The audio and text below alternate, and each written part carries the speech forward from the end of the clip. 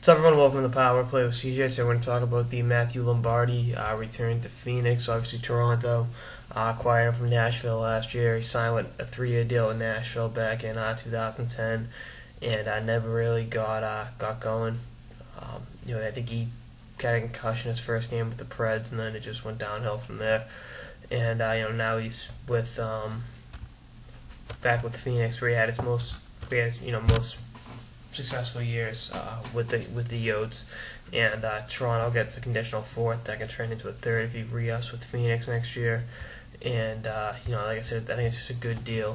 Toronto plays some salary cap space. I don't know if that's indicative of a bigger move coming, i.e. Luongo. But like I said, speed demon that just really couldn't stay healthy the last couple of years. Had 18 points last year.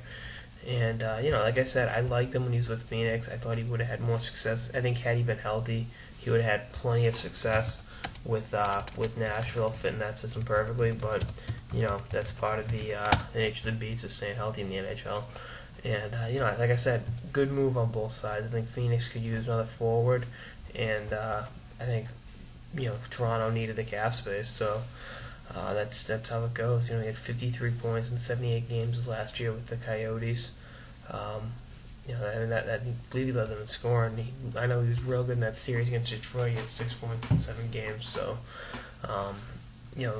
finished second in scoring behind Donor. So, like I said, I really like the move. I think it's not one of those blockbuster deals. It's going to change the complexion of the league, but I think it can definitely help both teams in a unique way. I think Toronto needs to stockpile draft picks, A, and B, acquire cap space, and they did both of those right there. And I think Phoenix can always use another chip in the puzzle.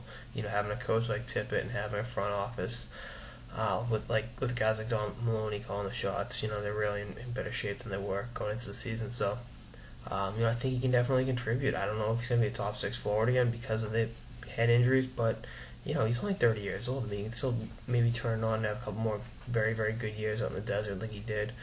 And I can definitely, like I said, make a difference on a roster like Phoenix, where there isn't a ton of forward depth, or, there isn't a high-end, Crosby, Malkin, Stamkos on the roster up front. I mean, Keith Yandle's a stud on the back end, and Mike Smith had a great run between the pipes.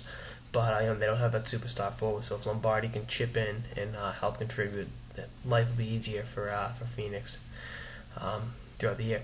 That's all. This episode of the Power Play with CJ on the Matthew Lombardi trade. Stay tuned for more episodes with the season and beyond. Later, guys.